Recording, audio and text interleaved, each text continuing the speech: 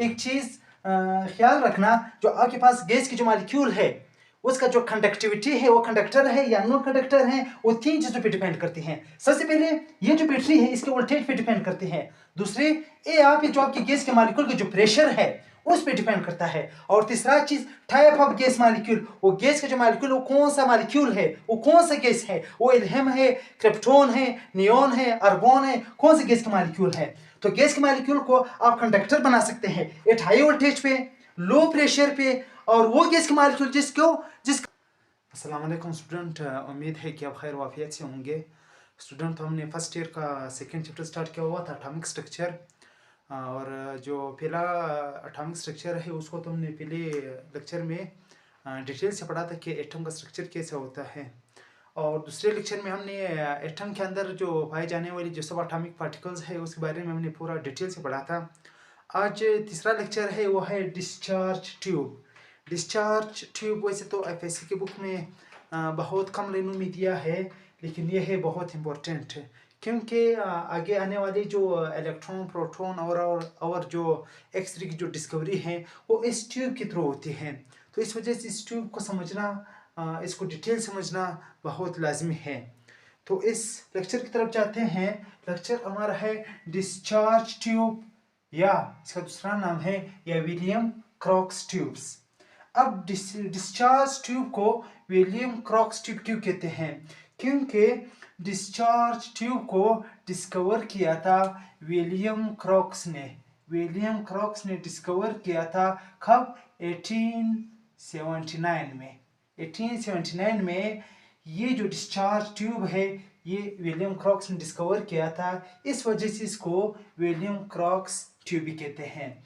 दूसरी बात, अब असल पर्पस क्या था? जो डिस्चार्ज ट्यूब है, एक चीज स्टूडेंट ज़हन में रखें, डिस्चार्ज ट्यूब का बिल्कुल ये पर्पस नहीं था कि मतलब इसे हम इलेक्ट्रॉन की डिस्कवरी, प्रोटॉन की डिस्कवरी या एक्स रे की डिस्कवरी की जाए। असल में जो डिस्चार्ज ट्यूब का जो पर्पस था, जो मकसद था, वो था to study the electrical conductivity, to study the electrical conductivity of gases का इलेक्ट्रिकल कंडक्टिविटी मालूम करने के लिए ये जो डिस्चार्ज ट्यूब है ये डिस्कवर हुआ था। क्योंकि आपको पता है जो सॉलिड एशिया है जितने भी हैं वो करंट को पास करते हैं। कुछ जो नॉन कंडक्टर है जैसे कि वुड हो गया और ये जो रबर वगैरह हो गए, और इसी तरह जो लिक्विड है वो भी करंट पास करते हैं। लेकिन ये जो गैसेस है जो कि मैटर का थर्ड स्टेट है, इसके बारे में मतलब ये कंफर्म नहीं था कि क्या गैसेस जो है वो करंट पास करते हैं या नहीं करते हैं। तो इसको कंफर्म करने के लिए विलियम क्रॉक्स आया था। उसने डिस्चार्ज ट्यूब के जरिए ये बताया था कि जो गैसेस है क्या वो करंट पास कर सकते हैं, नहीं कर सकते हैं, कौन सी कंडीशन पे पास कर सकते हैं, कौन सी कंडीशन पे नहीं पास नहीं कर सकते हैं। तो इसका असल मकसद to study the electrical conductivity of gases. तीसरी बात, discharge tube was then used for the discovery of, उसके बाद डिस्चार्ज ट्यूब इस्तेमाल हुआ था किसकी डिस्कवरी के लिए? इलेक्ट्रॉन की डिस्कवरी के लिए, for the discovery of electron, proton, X ray, और तीसरा जो चीज था वो एक्स रे। याद रखना जो न्यूट्रॉन है, सब एटॉमिक पार्टिकल्स, वो डिस्चार्ज ट्यूब के जरिए डिस्कवर नहीं हुए। डिस्चार्ज ट्यूब के जरिए सिर्फ इलेक्ट्रॉन डिस्कवर हुए थे, प्रोटॉन डिस्कवर हुए थे और एक्स रे डिस्कवर हुए थे। अब देखते हैं कि डिस्चार्ज ट्यूब का कंपोजिशन क्या है, वो कौन कौन से कंपोनेंट है डिस्चार्ज ट्यूब के अंदर। डिस्चार्ज ट्यूब बना किस चीज से है? डिस्चार्ज ट्यूब आमतौर पर इन 5 चीजों से बना है, मतलब ये 5 चीजें इसके कंपोनेंट्स है। सबसे पहला जो इसका जो अंदर कंपोनेंट है वो है ओवल शेप्ड ग्लास ट्यूब। ये जो आपको नजर आ रहा है, ये जो गिलास ट्यूब अंडे नुमा जैसा, इसको कहते हैं ओवल ग्लास ट्यूब। इसको हम लिखते हैं, इसको कहते हैं ग्लास ट्यूब। दूसरी बात, इसके अंदर मौजूद है वैक्यूम पंप। वैक्यूम पंप इसको कहते हैं वैक्यूम पंप। अब वैक्यूम पंप का फंक्शन क्या है?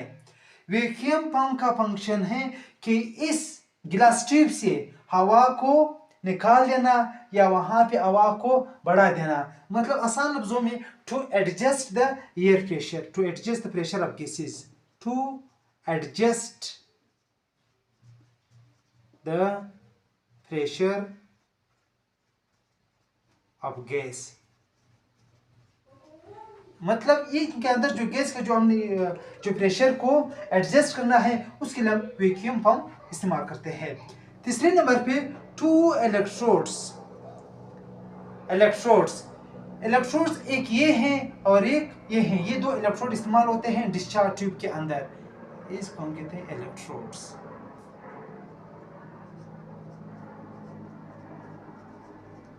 एक इलेक्ट्रोड्स ये हैं और एक इलेक्ट्रोड्स ये हैं हमारे।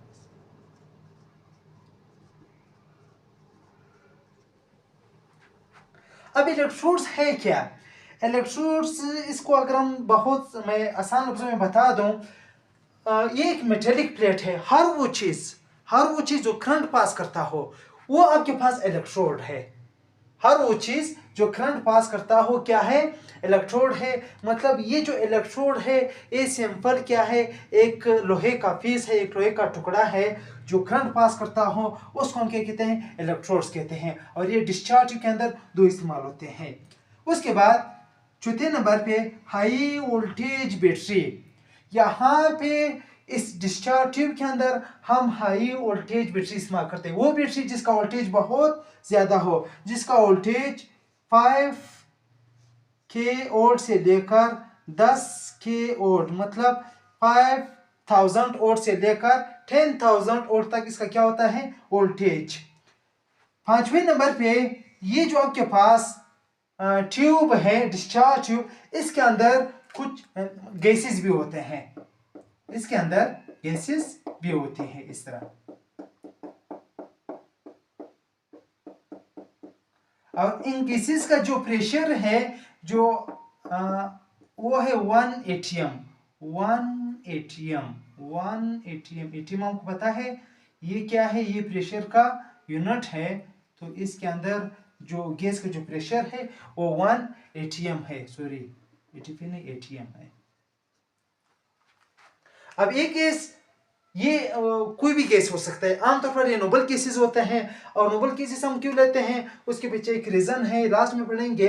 अब इसके अंदर ये 5 चीजें हैं जो मैंने यहाँ पे कंस्ट्रक्शन में बता दिया। ये बैटरी है, ये वैक्यूम पंप है, ये 2 इलेक्ट्रोड है, ये जो है ये गिलास ट्यूब है, और इसके अंदर क्या है? गैसेस मौजूद है। गैसेस आमतौर पर हम कौन सी गैस इस्तेमाल करते हैं? नोबल गैसेस इस्तेमाल करते हैं।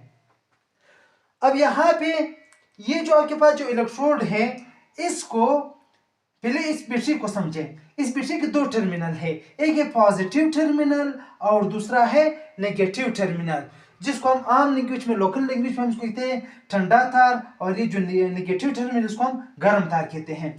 अब यहाँ पे देखना, ये जो पॉजिटिव टर्मिनल है, पॉजिटिव टर्मिनल वो टर्मिनल है जिसके अंदर इलेक्ट्रॉन बहुत कम है। यहाँ पे बैटरी की पॉजिटिव टर्मिनल में इलेक्ट्रॉन बहुत कम होते हैं। तो मतलब क्या है? ये इलेक्ट्रॉन्स सकर है। जब भी इसको इलेक्ट्रॉन्स मिल जाते हैं, इलेक्ट्रॉन्स को अपनी तरफ खींचते हैं। तो ये जो टर्मिनल है ये इलेक्ट्रॉन्स फोर टर्मिनल है, इलेक्ट्रॉन्स फोर्स टर्मिनल है ये। मतलब ये इलेक्ट्रॉन सकर है। क्या है? इलेक्ट्रॉन्स सकर है, इलेक्ट्रॉन्स को सक करते हैं, ये अट्रैक्ट करते हैं। और ये है नेगेटिव टर्मिनल। बैटरी का जो नेगेटिव टर्मिनल है, बैटरी का जो नेगेटिव टर्मिनल है, ये क्या है? यहाँ पे इलेक्ट्रॉन बहुत ज्यादा होते हैं। ये इलेक्ट्रॉन्स रीच है, ये इलेक्ट्रॉन्स रीच है, मतलब ये इलेक्ट्रॉन्स यहाँ पे बहुत ज्यादा होते हैं। जब भी कोई वायर वगैरह इसको मिल जाते हैं तो इसमें उस वायर के अंदर ये इलेक्ट्रॉन्स को डोनेट करते हैं, पुश करते हैं। तो ये इलेक्ट्रॉन्स डोनर है, इलेक्ट्रॉन्स डोनर है, इलेक्ट्रॉन्स डोनर्स है।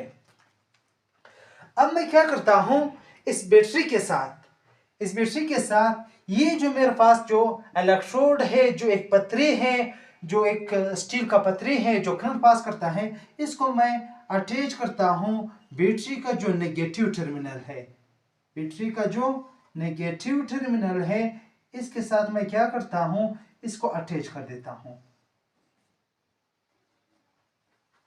ये यहां पर मैंने अटैच कर दिया। अब एक चीज मैंने आपको बताया था कि यहाँ पे इलेक्ट्रॉन बहुत ज्यादा होते हैं, तो क्या होता है, जैसे भी मैं इस इलेक्ट्रोड को बैटरी के नेगेटिव टर्मिनल के साथ कनेक्ट करता हूं, तो क्या होता है, ये नेगेटिव जो टर्मिनल, इसको एक चांस मिल जाता है और ये क्या करता है, इसके अंदर इलेक्ट्रॉन्स को पुश करना शुरू कर देता है। मतलब यहाँ पे इस वायर के अंदर इलेक्ट्रॉन्स को पुश करता है, डोनेट करता है, क्योंकि इस टर्मिनल में इलेक्ट्रॉन्स बहुत ज्यादा होते हैं। तो इलेक्ट्रॉन इस तरह आ रहे होते हैं किसकी तरफ, इस इलेक्ट्रोड की तरफ। और केमिस्ट्री में एक चीज याद रखना, केमिस्ट्री में जब भी किसी एटम, जो कोई भी एटम हो, जब वो इलेक्ट्रॉन्स गेन करता है, जैसे कि क्लोरीन है, जब वो एक इलेक्ट्रॉन्स को गेन करता है तो उसके ऊपर नेगेटिव चार्ज आता है। मतलब कोई भी एटम हो, जब वो इलेक्ट्रॉन्स को क्या करता है, गेन करता है, तो उसके ऊपर कौन सा चार्ज आता है, नेगेटिव चार्ज। अब यहाँ पे देखना, यहाँ पे बहुत सारे इलेक्ट्रॉन्स आए, ये जो मैंने लिखे हैं डॉट, ये तो वैसे तो ये जो इलेक्ट्रोड, इसके अंदर बहुत सारे एटम्स मौजूद है, जो मैंने एटॉमिक स्ट्रक्चर में बताया था, बहुत सारे एटम इसके अंदर मौजूद है। तो मैंने कुछ आपके समझाने के लिए ये जो मैंने एटम ड्रा की, ये मैंने कंसिडर किए एटम है। तो याद रखना, जब यहां से एक इलेक्ट्रॉन आया था, तो यहाँ पे कौन सा चार्ज पैदा हुआ, नेगेटिव चार्ज, एक नेगेटिव चार्ज पैदा हुआ। जब दूसरा इलेक्ट्रॉन यहां से आया था, तो दूसरा इलेक्ट्रॉन, तो यहाँ पे दूसरा नेगेटिव चार्ज पैदा हुआ। जब यहां से तीसरा इलेक्ट्रॉन आया, तो यहाँ पे तीसरा नेगेटिव चार्ज। जब चौथा इलेक्ट्रॉन आया, तो चौथा नेगेटिव चार्ज पैदा हुआ। जब पांचवा इलेक्ट्रॉन आया, तो पांचवा नेगेटिव चार्ज पैदा हुआ। जब छठा इलेक्ट्रॉन आया, तो छठा पॉजिटिव चार्ज पैदा हुआ। जब सातवां, इस तरह बहुत सारे, मतलब बहुत सारे इलेक्ट्रॉन, चाहे हजार हो, बहुत लाख हो, जितने भी इलेक्ट्रॉन्स आएंगे उतने नेगेटिव चार्ज पैदा होंगे। अब एक चीज याद रखना, ये जो मेरे पास इलेक्ट्रोड है, इसके ऊपर अब ये सारा नेगेटिव हुआ, इसके ऊपर जो चार्ज आया वो कौन सा चार्ज आया, नेगेटिव चार्ज। इस वजह से अब इस इलेक्ट्रोड्स को, वो पतरी, वो मेटेलिक प्लेट जिसके ऊपर नेगेटिव चार्ज हो, उसको हम कहते हैं कैथोड, उसको हम कहते हैं कैथोड। इसको हम क्या कहते हैं, कैथोड। इस इलेक्ट्रोड को, ये मेरे पास कैथोड हुआ। मतलब वो मेटेलिक प्लेट, कोई भी लोहा, कोई भी प्लेट, आसान लफ्जों में समझे, इलेक्ट्रोड्स जिसके ऊपर नेगेटिव चार्ज, उसको हम क्या कहते हैं, कैथोड। अब इसी तरह ये जो टर्मिनल है, ये जो बैटरी का जो पॉजिटिव टर्मिनल है, इसको मैंने इस इलेक्ट्रोड के साथ कनेक्ट कर दिया, इसको मैंने इस इलेक्ट्रोड के साथ क्या कर दिया, कनेक्ट कर दिया। अब एक चीज मैंने आपको बताया था, यहाँ पे क्या है, ये जो पॉजिटिव टर्मिनल है, यहाँ पे इलेक्ट्रॉन बहुत कम होते हैं, मतलब ये इलेक्ट्रॉन्स को खींचने की कोशिश करता है। अब यहाँ पे ये जो मेटेलिक प्लेट है, आपको पता है मेटल के अंदर फ्री इलेक्ट्रॉन्स मौजूद होते हैं। तो जैसे भी मैंने इस इलेक्ट्रोड को इस वायर के थ्रू इस पॉजिटिव टर्मिनल के साथ अटैच कर दिया, तो यहाँ पर क्या हुआ, यहाँ पे जब यहाँ से इलेक्ट्रॉन्स निकलना शुरू हो गए, यहाँ से इलेक्ट्रॉन्स निकलना शुरू हो गए, और किसकी तरफ आए, बैटरी की तरफ आए। मतलब अपोजिट प्रोसेस हुआ, यहाँ से तो इलेक्ट्रॉन्स निकल रहे थे, लेकिन इस जो पॉजिटिव टर्मिनल है, इस तरफ इलेक्ट्रॉन्स आ रहे हैं। जब इस इलेक्ट्रोड से एक इलेक्ट्रॉन जब निकला, और आपको पता है जब भी केमिस्ट्री के अंदर, जब हम, जैसे कि सोडियम है, सोडियम जब एक इलेक्ट्रॉन को लूज कर देता है, तो उसके ऊपर पॉजिटिव चार्ज आता है। कौन सा चार्ज, पॉजिटिव चार्ज। अब जब यहाँ से इलेक्ट्रॉन्स निकलेगा, तो यहाँ पे कौन सा चार्ज आएगा, पॉजिटिव चार्ज। मतलब यहाँ से एक इलेक्ट्रॉन निकला, तो यहाँ पे एक पॉजिटिव चार्ज पैदा हुआ। दो इलेक्ट्रॉन्स निकले, यहाँ पे दो पॉजिटिव चार्ज। तीन निकले, यहाँ पे तीन पॉजिटिव चार्ज। चार पॉजिटिव चार्ज। जब 5 इलेक्ट्रॉन निकले, तो 5 पॉजिटिव चार्ज। इस तरह जब 10 इलेक्ट्रॉन्स निकले, तो 10 पॉजिटिव चार्ज। 1000 इलेक्ट्रॉन्स निकले, तो 1000 पॉजिटिव चार्ज। 1 लाख इलेक्ट्रॉन्स निकले, तो 1 लाख पॉजिटिव चार्ज। अब ये जो पूरा जो इलेक्ट्रोड है, ये क्या हुआ, ये पॉजिटिव हुआ। जब भी कोई मेटेलिक प्लेट, जब इसके ऊपर पॉजिटिव चार्ज होते हैं, उसको हम कहते हैं एनोड। ये कौन सा इलेक्ट्रोड अब हुआ, एनोड। अब इनके दरमियान हम फर्क कर सकते हैं, ये क्या है, कैथोड है और ये क्या है, एनोड है। जब जब इसके ऊपर कोई चार्ज ना हो फिर दोनों जो है हमारे लिए सेम होते हैं, दोनों एक मेटेलिक प्लेट्स है। अब इसके ऊपर ये दोनों डिफरेंट है, इसके ऊपर नेगेटिव चार्ज आया और इसके ऊपर पॉजिटिव चार्ज आया। और दूसरी बात, ये जो इलेक्ट्रॉन यहाँ से निकल रहे हैं, यहाँ से जो इलेक्ट्रॉन्स निकल रहे हैं, दूसरी बात इस बैटरी की जो वोल्टेज बहुत ज्यादा है, ये इलेक्ट्रॉन्स क्या करते हैं, पुश करते हैं। एक तो इसके नेगेटिव टर्मिनल में इलेक्ट्रॉन ज्यादा है, दूसरी बात इसका वोल्टेज बहुत ज्यादा है, ये इलेक्ट्रॉन्स को क्या कर देते हैं, पुश करते हैं। किसकी तरफ, किसकी तरफ, ये जो आपके पास कैथोड है इसकी तरफ, जिसकी वजह से सारा नेगेटिव, ये नेगेटिव चार्ज के ऊपर आ जाते हैं। अब उसके बाद असल चीज की तरफ जब हम बढ़ रहे हैं, ये तो हमने पढ़ लिया कि भाई अब कैथोड कौन सा है, एनोड कौन सा है। और एक चीज याद रखना, बहुत सारे स्टूडेंट इसमें कंफ्यूज रहते हैं, कहते हैं कि सर हम तो पढ़ते हैं कि कैटायन के ऊपर पॉजिटिव चार्ज है। ये कहते हैं कैटायन, यहां पर मैं लिखता हूं कैटायन, ये कहता है कैटायन, एक होता है कैथोड, इसी तरह एक होता है एनायन और एक होता है एनोड। तो याद रखना, ये जो आपके पास कैटायंस है, कैटायन के ऊपर पॉजिटिव चार्ज होते हैं। कैटायन एक पॉजिटिव चार्ज है, एक छोटा सा पार्टिकल्स है, एक आयंस है। और जो कैथोड है ये तो बहुत बड़ा लोहे जैसे बड़े बड़े आपके पास कुछ भी हो सकते हैं। तो ये जो है इसके ऊपर हमेशा नेगेटिव चार्ज होता है। एनायन के ऊपर कौन सा चार्ज, एनायन के ऊपर माइनस चार्ज, और जो एनोड है इसके ऊपर कौन सा चार्ज है, इसके ऊपर पॉजिटिव चार्ज है। इनमें इसको लाजमी नोट करना, इनको मिक्सअप नहीं करना। अब उसके बाद हम पढ़ते हैं कि ये जो टर्मिनल इसके ऊपर नेगेटिव चार्ज है, इसके ऊपर पॉजिटिव चार्ज आया। अब यहाँ पे स्ट्रॉन्ग इलेक्ट्रिक फील्ड पैदा हो गया, क्योंकि हम फिजिक्स में पढ़ते हैं जहाँ पे पोटेंशियल डिफरेंस पैदा होता है वहाँ पे स्ट्रॉन्ग इलेक्ट्रिक फील्ड पैदा होता है। अब इस फील्ड की वजह से यहाँ पे करंट पैदा हो सकता है। मतलब अब देखिए, ये नेगेटिव टर्मिनल है, पॉजिटिव टर्मिनल है। अब इनके दरमियान क्या है, स्ट्रॉन्ग इलेक्ट्रिक फील्ड मौजूद है, एक दूसरे को क्या करते हैं, अट्रैक्ट करते हैं। मतलब यहाँ पे चांसेस है कि करंट फ्लो कर ले इस ट्यूब से। लेकिन एक चीज याद रखना, यहाँ पे हमने पढ़ा था यहाँ पे गैसेस भी है, और इसको हम इसीलिए पढ़ा था कि इसके अंदर गैसेस मौजूद है। क्या गैसेस की मौजूदगी में ये करंट फ्लो कर सकते हैं या नहीं कर सकता है। इस वजह से इस ट्यूब को एक और स्पेशल नाम भी देते हैं, गैस ट्यूब। इस ट्यूब को गैस ट्यूब भी कहते हैं, क्योंकि आमतौर पर इसको यहाँ पे हम गैस की जो बिहेवियर है उसको स्टडी करने के लिए इस्तेमाल करते हैं, इस वजह से इसको गैस ट्यूब भी कहते हैं। अच्छा, यहाँ पर देख ले, अब यहाँ पे गैसेस मौजूद है इस तरह 180 प्रेशर पे। 180 प्रेशर मतलब जैसे अभी हम सांस ले रहे हैं, जो नॉर्मल प्रेशर है जिसमें हम रहते हैं, वो यहाँ पे गैस का प्रेशर है। अब गैस जो भी है, आमतौर पर मैंने कहा था हम नोबल गैस इस्तेमाल करते हैं, मैं आखिर में रीजन समझा दूंगा। अब यहाँ पर देखना, ये जो आपके पास नेगेटिव टर्मिनल है, क्योंकि ज्यादा हाई वोल्टेज बैटरी की वजह से, तो यहाँ से क्या होते हैं, ये जो इलेक्ट्रॉन्स है ये यहाँ से निकलने की कोशिश करते हैं, बल्कि निकलते हैं यहाँ से। तो यहाँ से निकलने के बाद क्या होता है, यहाँ पे गैसेस के मॉलिक्यूल मौजूद होते हैं। गैसेस के मॉलिक्यूल से स्ट्राइक होने के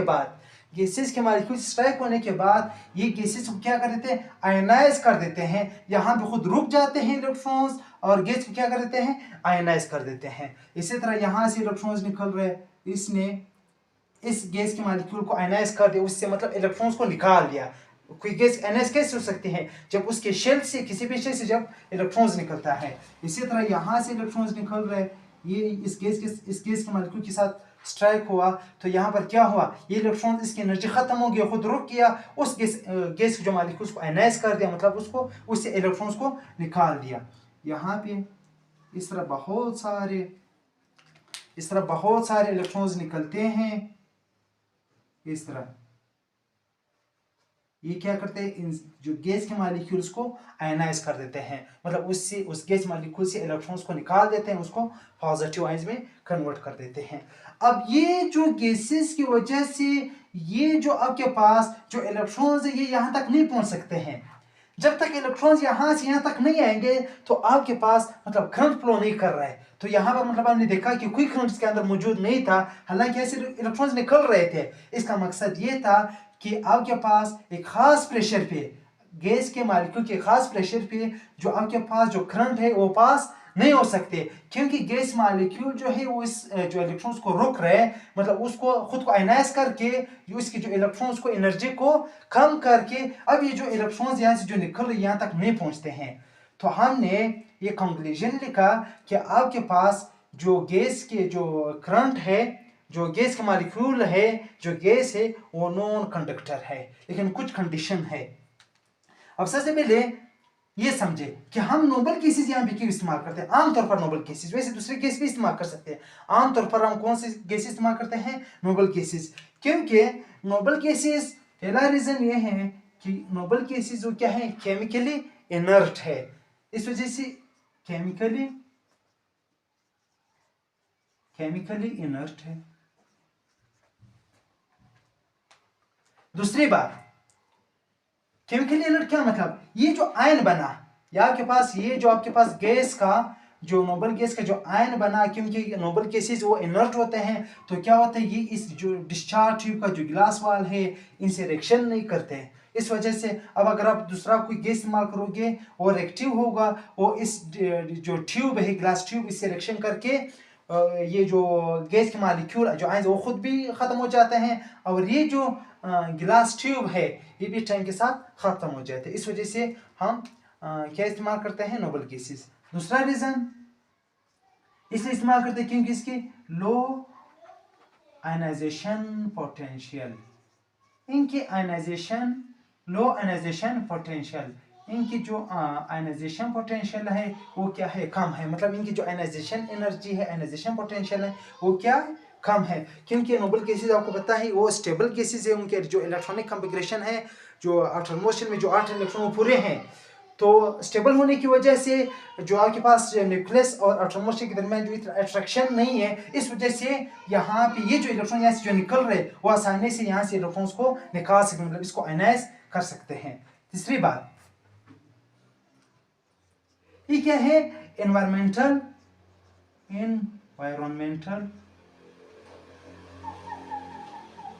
फ्रेंडलेस।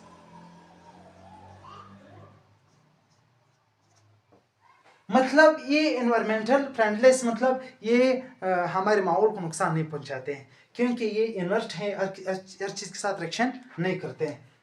आखिरी, लॉन्ग लाइफ स्पैन, इनकी जो लाइफ टाइम है वो बहुत ज्यादा है।